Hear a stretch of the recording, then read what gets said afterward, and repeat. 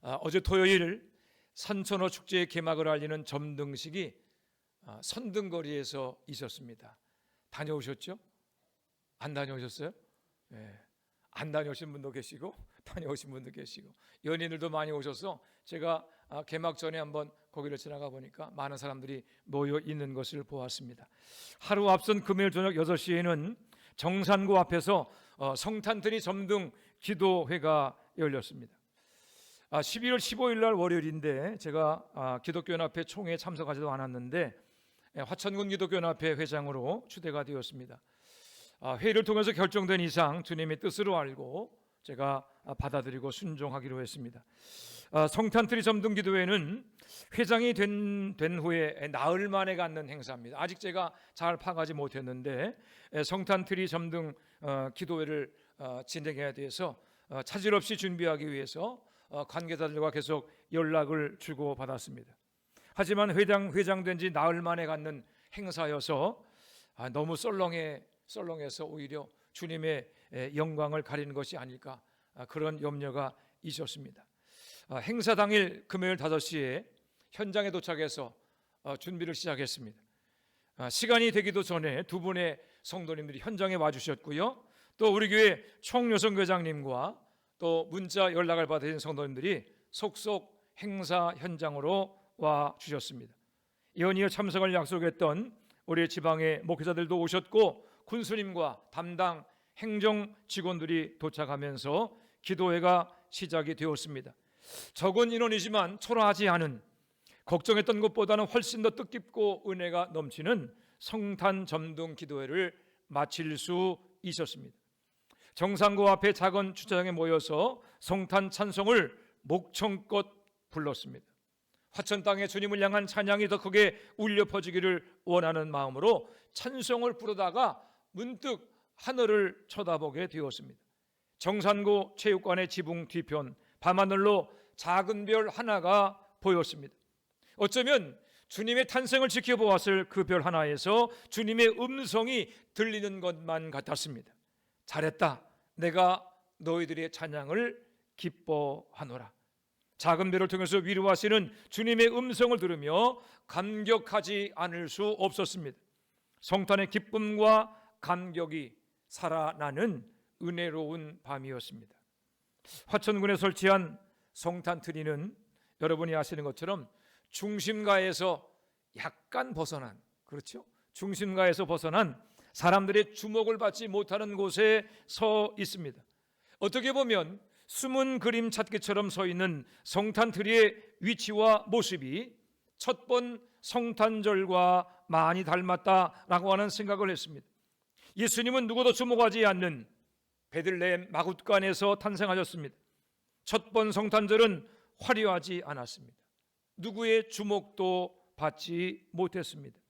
첫 번 성탄절은 주님의 오심을 애써 찾으려 했던 사람들에게만 발견되었습니다. 진짜 성탄절의 의미도 아무나 발견할 수 있는 것이 아닙니다. 진짜 성탄절은 애써 주님을 찾으려는 사람들만이 발견할 수 있는 것입니다. 오늘은 대강절 4번째 주일입니다. 대강절은 예수님의 나심을 기뻐하고 축구하며 다시 오실 주님을 기다리는 절기입니다. 우리가 예수님의 나심을 기뻐하는 이유는 아기 예수님이야말로 온 세상을 위한 하나님 아버지의 가장 놀랍고 위대한 선물이기 때문입니다. 예수님은 세상이 말하는 것처럼 단순한 성인이 아닙니다. 예수님은 하나님의 독생자, 거룩하신 하나님이십니다. 하나님께서 예수님을 이 세상에 선물로 주신 이유가 21절에 나옵니다. 우리 다 같이 마태복음 1장 21절 말씀을 읽어보겠습니다. 온풍기 좀 꺼주세요. 마태복음 1장 21절 말씀 우리 함께 읽습니다. 시작. 아들을 낳으리니 이름을 예수라 하라. 이는 그가 자기 백성을 그들의 죄에서 구원할 자임시라 하니라. 아멘. 예수님이 이 세상에 오신 이유는 자기 백성을 그들의 죄에서 구원하시기 위함입니다. 죄란 이 세상의 모든 악과 불행의 원인입니다. 죄에서 구원받는다고 하는 것은 모든 악과 불행으로부터 구원받는 것입니다. 영원한 죽음과 지옥불의 고통에서 구원을 받는 것입니다. 그러면 누가 구원을 받습니까? 21절은 구원받을 대상이 누구인가를 분명히 밝히고 있습니다. 그가 자기 백성을 그들의 죄에서 구원할 자이심이라. 예수님은 자기 백성을 구원하십니다. 주여 주여 한다고 해서 다 죄사함 받고 구원받는 것이 아닙니다. 예수님이 내 백성이라고 인정하는 사람만이 구원을 받고 영생을 얻게 되는 것입니다. 그러면 내가 예수님의 백성인지 아닌지를 무엇으로 알 수가 있겠습니까? 우리 한번 요한복음 10장 27절 말씀을 함께 읽겠습니다. 요한복음 10장 27절 말씀.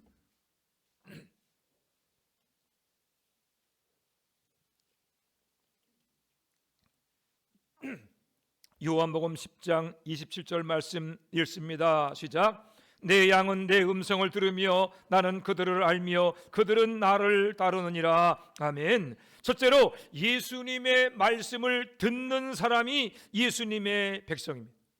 예수님은 내 양은 내 음성을 듣는다라고 했습니다. 내가 예수님의 양인지 아닌지를 알려면, 내가 구원받는 주의 백성인지 아닌지를 알려면 내가 예수님의 음성을 듣고 있는가를 보면 알 수 있습니다.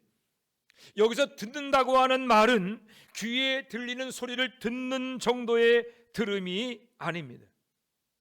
양은 가장 연약한 짐승입니다. 양은 자신을 잡아먹으러 오는 맹수들을 물리칠 힘센 뿔과 날카로운 이빨과 억센 발톱이 없습니다.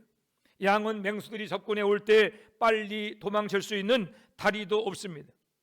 양은 공격용 무기도 없고 방어용 무기도 없습니다. 한마디로 양은 맹수들의 밥에 불과한 연약한 존재입니다. 아무런 무기가 없는 양이지만 한 가지, 양은 귀가 밝습니다. 목자의 음성을 구별하는 능력이 있습니다.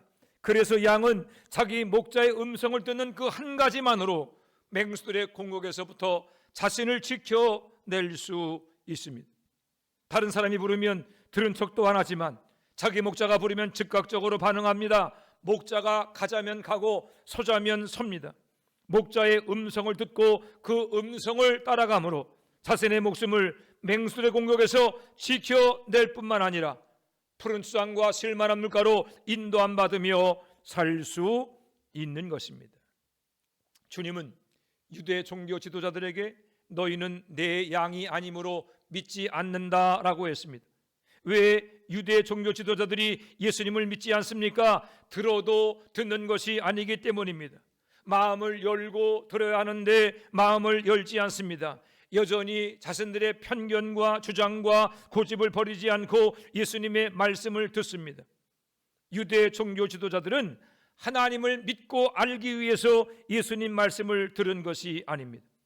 어떻게 하든지 간에 예수님을 걸고 넘어지기 위해서 예수님의 약점을 잡아 죽이려고 하는 흉악한 생각으로 예수님의 말씀을 듣고 있었습니다. 그러니 아무리 예수님의 말씀을 들은 듯 무슨 은혜가 되고 무슨 변화가 있을 수 있겠습니까? 우리도 마찬가지입니다. 하나님 말씀을 듣고 설교를 들을 때 그 말씀이 내게 은혜가 되고 삶을 변화시키는 능력 있는 말씀이 되려면 마음을 열고 말씀을 들어야 합니다. 내 편견과 주장과 고집을 버리고 내 죄를 버리고 하나님 말씀을 들어야 합니다. 그 말씀에 내 인생에 생사화복이 달린 것처럼 간절한 마음으로 말씀에 귀를 기울여야 합니다. 그렇게 간절한 마음으로 말씀을 들을 때 그 말씀이 나를 살리고 회복시키는 능력 있는 말씀이 되는 것입니다. 사무엘의 어머니 한나는 아이를 낳지 못하는 여인이었습니다. 아이를 낳지 못하는 자신의 신세가 얼마나 원통하고 슬펐던지 실로의 성소에 들어가서 소리를 내지 않은 채 괴로운 마음을 신음처럼 내뱉으며 오래도록 기도를 드렸습니다. 그 모습을 지켜보던 엘리 제사장이 술 취한 것으로 오해를 하고 한나를 야단쳤습니다. 그러자 한나는 자기 사정을 이야기합니다. 나는 마음이 슬픈 여자입니다. 하나님께 내 마음의 원통함을 쏟아 놓는 것뿐입니다. 자신의 오해가 미안했든지 한나는 엘리사장은 한나를 축복합니다. 평안히 가라. 이스라엘의 하나님이 내가 기도하여 구한 것을 허락하시기를 원하노라. 그런데 한나가 이 말씀을 자신을 향한 하나님의 말씀으로 붙잡으며 이렇게 대답합니다. 사무엘상 1장 18절입니다. 당신의 여종이 당신께 은혜 입기를 원하나이다. 더 놀라운 것은 이후의 한나의 행동입니다. 가서 먹고 얼굴에 다시는 근심빛이 없더라. 한나는 더 이상 불임으로 염려하지 않았습니다. 엘리사의 말씀을 하나님의 음성으로 듣고 생명의 말씀으로 붙잡았기 때문입니다. 19절에는 하나님께서 이런 한나를 기억하시고 태를 열어서 임신케 했다는 말씀이 나옵니다. 한나가 받은 축복은 하나님 말씀을 생명의 말씀으로 듣고 붙잡는 그 믿음에서 시작이 된 것입니다. 사도 바울은 믿음은 들음에서 난다고 했습니다. 잘 들어야 잘 믿을 수 있습니다.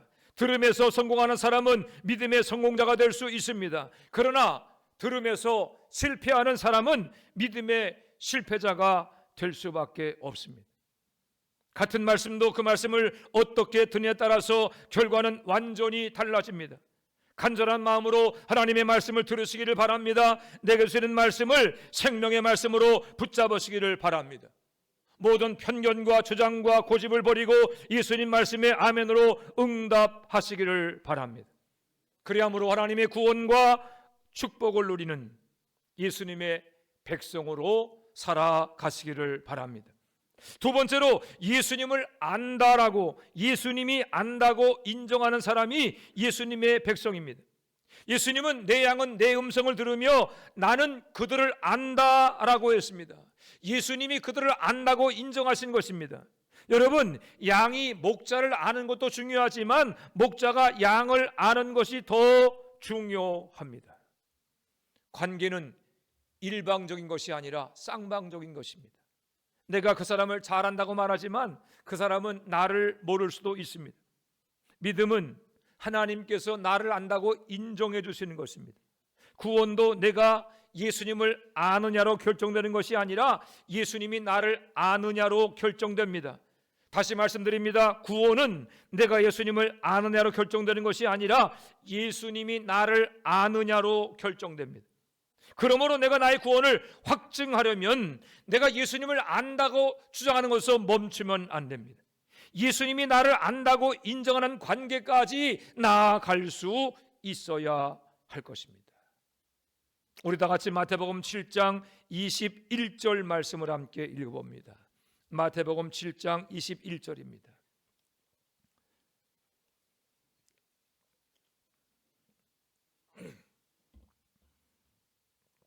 마태복음 7장 21절 말씀 함께 읽습니다. 시작. 나더러 주여 주여 하는 자마다 천국에 들어갈 것이 아니요 다만 하늘에 계신 내 아버지의 뜻대로 행하는 자라야 들어가리라. 아멘. 이 말씀 22절을 보면 많은 사람들이 예수님 앞에 나와서 예수님을 안다고 이야기합니다. 내가 예수님을 압니다. 내가 예수님의 이름으로 많은 기적을 행했습니다. 귀신도 쫓아냈습니다. 내가 예수님을 믿습니다. 예수님을 잘 압니다. 그렇게 주장하고 있습니다. 내용으로 보면 그 당연히 구원받을 것으로 생각되는 그 사람들을 향해서 예수님이 하시는 말씀이 충격적입니다. 23절입니다. 그때 내가 그들에게 밝히 말하되 내가 너희를 도무지 알지 못하니 불법을 행하는 자들아 내게서 떠나가라.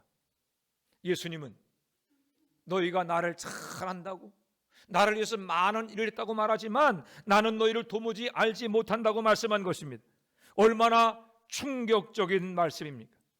너무 예수님을 잘한다고 생각하고 너무 예수님을 잘 믿어왔다고 생각한 그 사람들을 향해서 나는 너희를 도무지 알지 못한다고 하시니 도대체 어떻게 된 일입니까? 그 이유는 그들이 행한 불법 때문입니다. 내가 너희를 도무지 알지 못하니 불법을 행하는 자들아 내게서 떠나가라. 여기서의 불법은 악행이나 죄를 의미하는 것이 아닙니다. 하나님의 뜻대로 행하지 아니하고 자기 뜻대로 행한 모든 일이 불법입니다.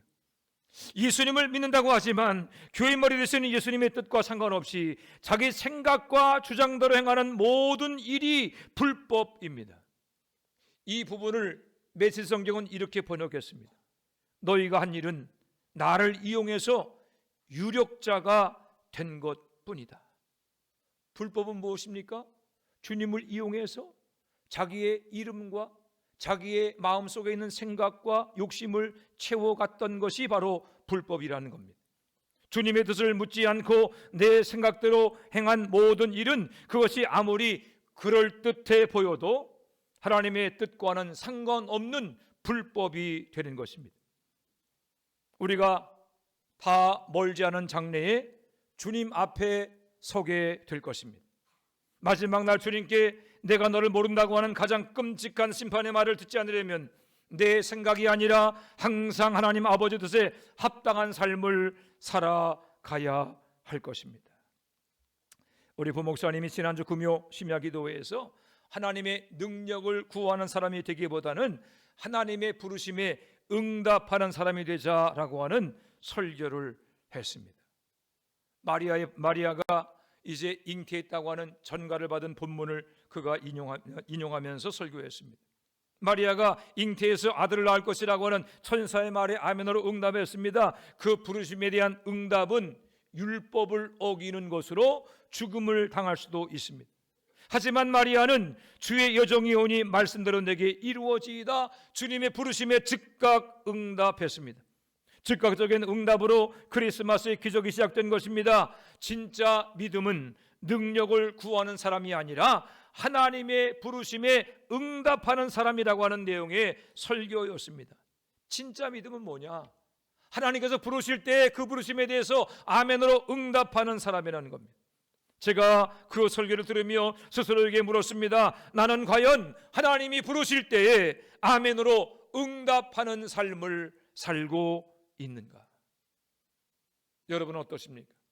하나님께서 여러분을 부르실 때 그 부르심에 아멘으로 응답하고 계십니까? 주님은 추수할 것은 많은데 일꾼이 부족하다고 하셨습니다. 일꾼이 적은 이유는 하나님의 부르심에 응답하는 사람이 적기 때문입니다. 자기 소원을 구하고 능력을 구하는 사람은 많은데 부르심에 응답하는 사람은 적습니다. 사랑하는 여러분, 주님께서 우리를 불러주시는 것은 축복 중에 축복입니다. 하나님의 부르심에는 공짜가 없습니다. 제가 지난 37년간의 목회를 통해서 고백하는 것은 하나님을 기쁘시게 하는 자들의 삶에 기쁨이 넘치게 해 주신다라고 하는 것입니다. 하나님은 부르심에 아멘으로 응답하는 자에게 반드시 필요한 능력을 공급해 주실 뿐만 아니라 그 응답에 뛰어넘는 축복과 상급을 주시는 것입니다. 어느 날 청와대에서 전화가 왔습니다. 비서실인데 대통령 이번 정부에서 당신과 함께 일하기를 원하십니다. 입각해 주시죠. 함께 일하시죠. 이렇게 전화가 왔습니다. 바쁩니다. 못합니다. 안 돼요. 그렇게 거절할 분이 계십니까? 없으시죠? 없습니다. 여러분, 하물며 천지를 창조하신 창조주 하나님께서 여러분을 부르신다고 하면 그것만큼 영광스럽고 복된 일이 없는 것입니다. 내가 너를 안다고 하는 인정을 받으려면 자꾸만 주님 앞으로 나아가야 합니다. 기도의 자리로 나아가고 예배의 자리로 나아가고 순종의 자리로 나아가야 합니다. 기도의 자리에서 멀어지면 은혜로부터 멀어집니다. 예배 자리에서 멀어지면 하나님 주시는 축복으로부터 멀어집니다. 주님과 멀어지면 구원과도 멀어집니다. 날마다 주님 부르심에 아멘으로 응답하고 더욱 주님 앞으로 나아가는 여러분들이 되시기를 바랍니다. 그리함으로 복된 인생을 살며 마지막 날 내가 너를 안다고 하는 인정받는 주의 백성들이 되시기를 바랍니다. 세 번째로 예수님을 따르는 사람이 예수님의 백성입니다. 주님의 음성을 듣고 주님께 내가 너를 안다고 인정받은 사람의 결론은 예수님을 따르는 것입니다. 예수님을 따른다는 것은 제자가 된다는 것뿐만 아니라 주님과 동행하는 삶을 사는 것입니다. 요한복음 6장을 보면 예수님께서 오병이어 기적을 행하신 후에 많은 사람들이 예수님을 따라다녔다라고 하는 말씀이 나옵니다. 예수님이 가는 곳마다 예수님이 어디를 가는지 말씀을 하지 않으셔도 많은 사람들이 끝내 예수님을 따라다니고 쫓아다녔습니다. 오병이어의 기적을 보았기 때문입니다. 병을 고치고 귀신을 쫓아내는 기적을 보았기 때문입니다. 그 사람들이 예수님을 따라다닌 이유는 예수님을 따라다니면 밥은 굶지 않겠다, 예수님을 따라다니면 손해는 보지 않겠다라고 생각했기 때문입니다. 예수님이 자신을 따라오는 그 무리들 향해서 나를 믿으라, 내가 생명의 떡이다, 나를 보고 믿는 자는 영생을 얻게 될 것이다 라고 하는 생명의 말씀을 전했습니다. 그리고 그들에게 믿음의 결단을 요구했습니다. 예수께서 무리들을 향해서 믿음의 결단을 요구하자 예수님을 따르던 무리들은 슬금슬금 예수님을 떠나기 시작했습니다. 모든 무리들이 예수님을 다 떠난 후에 예수님은 제자들에게 묻습니다. 너희도 가려느냐? 너희도 가려느냐? 요즘에 트위터나 페이스북, 유튜브나 인스타그램 같은 소셜 네트워크의 팔로워 경쟁, 구독자 경쟁이 치열합니다. 구독자를 더 끌어들이고 좋아요가 더 많아지게 되면 수익이 늘어나기 때문입니다. 그래서 구독자를 늘리고 좋아요를 누를 수 있도록 더 재미있고 자극적이고 차별화된 내용을 올리고 있습니다. 하지만 아무리 많아져도 구독자는 구독자고 팔로워는 팔로워일 뿐입니다. 어느 순간 흥미가 떨어지면 팔로워들은 그야말로 썰물이 빠지듯이 순식간에 빠져나갑니다. 팔로워는 추종자 또는 따르는 사람이란 뜻이지만 그들은 군중이며 무리일 뿐입니다. 예수님을 팔로워하듯이 신앙생활하는 그러한 사람들이 있습니다. 신앙생활에 재미가 있고 설교가 자기 귀에 좋으면 교회에 나가고, 재미가 없고 흥미가 떨어지면 교회에 나오지 않는 사람입니다. 뭔가 자신에게 유익이 되는 것이 있다고 생각하면 교회에 나오고, 희생과 헌신을 요구하면 교회에 나오지 않습니다. 그건 팔로워이지 제자가 아닙니다. 신앙생활이 아니라 취미생활을 하는 것입니다.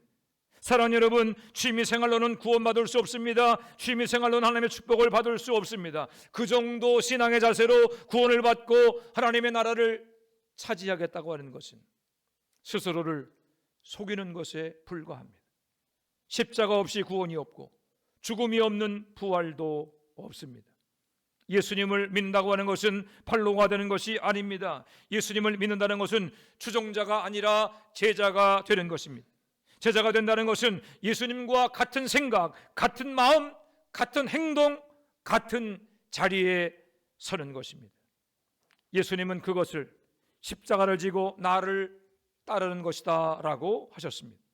십자가는 자기 생각과 주장을 포기하는 것입니다. 세상의 이익을 버리는 것입니다. 주님을 위해서 사사로운 감정을 버리고 목숨까지도 바칠 수 있는 것입니다. 제자가 되려면 예수님의 말씀을 들어야 합니다. 예수님께 응답해야 합니다. 당장에 보이는 이익이 아니라 순종의 결과 우리에게 주어지는 영원한 천국, 그 축복을 바라볼 수 있어야 합니다. 예수님은 자신을 따르는 무리들을 물리쳤습니다. 그들로는 하나님의 나라를 건설해 갈 수 없음을 아셨기 때문입니다. 눈앞이 이익을 쫓고 흥미와 재미를 따르는 팔로워들을 가지고는 하나님의 뜻을 이룰 수 없다는 것을 아셨기 때문입니다. 오늘도 마찬가지입니다. 우리는 날마다 십자가 앞에 서야 합니다. 예수님은 오늘도 우리에게 말씀하십니다. 내 양, 내 백성은 나를 따르느니라. 따른다는 말은 앞서가는 것이 아니라 뒷모습을 보고 쫓아간다는 뜻입니다. 여러분의 눈앞에 지금 무엇이 보입니까? 돈이 보이고 명예가 보이고 성공이 보입니까? 아니면 십자가를 지고 가고 계시는 예수님의 뒷모습이 보입니까? 여러분의 눈에는 지금 무엇이 보입니까? 많은 사람들이 몰려가는 모습, 쾌락과 욕망을 만족시키는 넓은 길이 보입니까? 아니면 주님의 남은 고난을 채우는 좁은 길, 내가 지고 가야 할 십자가가 보입니까?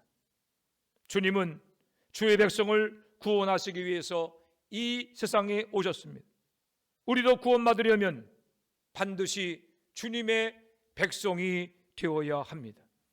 바라기는 단순히 세상의 욕심과 재미를 따라가는 팔로워가 아니라 제자가 되고 신자가 되고 주의 백성이 되어서 영원한 천국을 유업으로 누리는 모든 성도가 되시기를 주님의 이름으로 축원해 드립니다.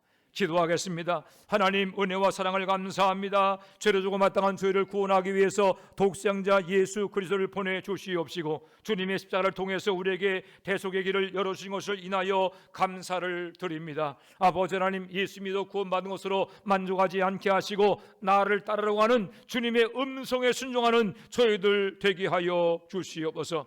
눈앞에 보이는 이익을 위해 쫓는 자가 되지 않게 하시고 영원한 천국을 바라보며 주의 말씀에 순종하며 주님 가신 길을 따라가는, 십자가를 지고 주의 뒤를 따라가는 제자들 되게 하여 주시옵소서. 아버지 하나님, 주의 백성이 되기를 원합니다. 제자가 되기를 원합니다. 신자가 되기를 원합니다. 성령 충만케 해 주시옵시고 아버지 하나님이여, 참으로 내 안에 있는 죄악의 본성을 죽이며 우리 주님을 끝까지 따라가므로 마침내 영원한 천국에 이르며 주님께 내가 너를 안다고 인정받는 복된 성도들 되게 하여 주옵소서. 감사드리며 예수님의 이름으로 기도해 사옵나이다. 아멘.